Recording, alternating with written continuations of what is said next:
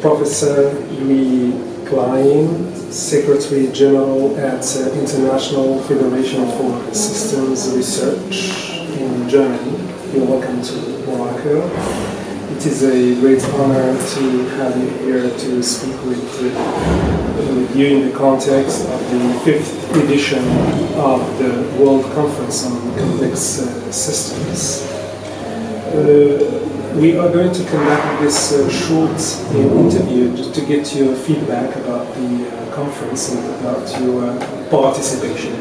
My first question to you is, what does it mean to you to participate in this edition of the World Conference on Complex Systems, and what were your expectations for this edition? Thank you so very much for having me. And as you may well know, it's not the first time for me to attend this conference.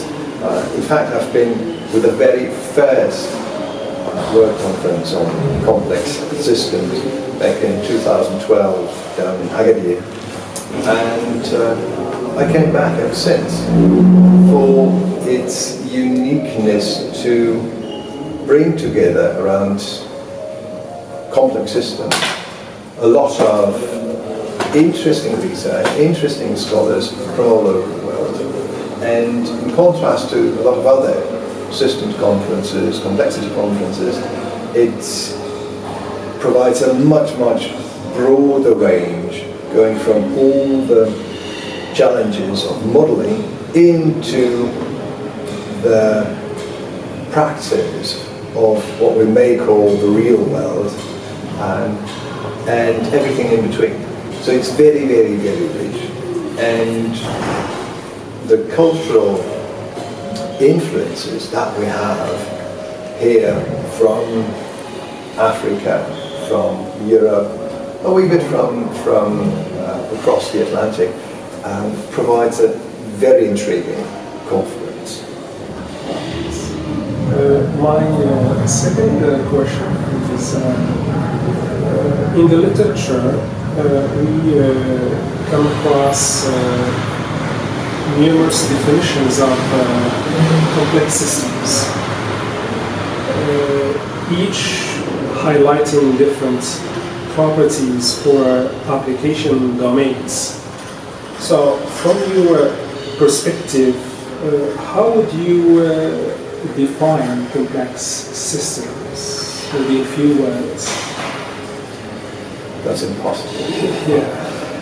As we know, a definition is always instrumental for the further use of that definition, which tries to capture an experience which is relevant to what comes ever after.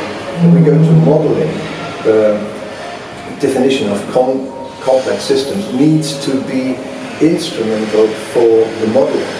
If we talk, like in my case, about social sciences, it needs to be instrumental, it needs to be understood in context of co-reflecting lived experience, for example. And here, language serves to get a bit of manifested understanding into the further proceeding. But that is different from domain to domain. For me, and now I'm going to my domain with this, which is, I'm an economist and social scientist, so my domain is the governance and transformation of social ecosystems. There, the understanding of complexity or complex systems or systems as complex systems is very much embracing the lived experience of non-determination, that we cannot predict the future, that all the influences we sense, we feel, we experience in our life cannot be reduced to a few certainties, but that we are challenged to live with that complexity, that my behavior, my approach to the world will come back. Whatever I do to the world will do to me. And that is genuine human experience, and we need to talk about it. So you can say that defining complex systems is complex. Absolutely. Yeah, absolutely. Yeah, regarding this interconnectedness and this connections that creates with other disciplines. Absolutely. Theory informs practice, and practice informs theory. We cannot say where it started. Okay, my next question. Which recent developments or elements in the field of complex systems do you think particularly promising or interesting? Maybe new trends in complex systems. What IFSR is quite particularly fascinating is new questions. Last night we had the privilege and the honour to have Stephen Wolfram in the keynote closing the day, and to see how he went from mathematics, from the formula, to the programming, to the computation, gives us an intriguing perspective on how simple computation sprouts all that kind of complexity, and that we do not even need to ask the question, where does it start, as in what he calls the Ruliat, all possible computations are computed.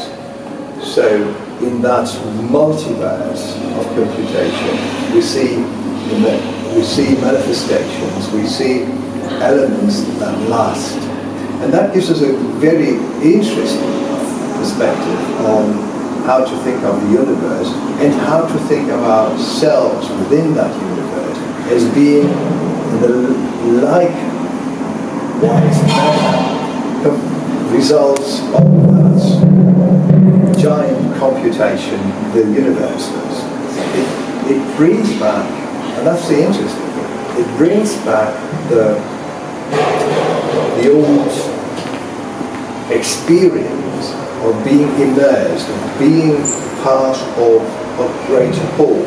We find it in all spiritual traditions throughout the world. Yet the questions that come with it are questions of, first, the quality of emergence. Now we know how emergence happens, it's computed, but we do not know anything about the quality, or as Aristotle said, the whole is different to the sum of its parts. It's not more, it's different. And what is that different? That's the one question. And the other question, which is intriguing and will keep us busy in system sciences and complexity sciences for quite a while, is how do we recognize in all that systems, not only in themselves, but for themselves. How can systems become aware of themselves? When we look into nature, does the wind know that it is blowing?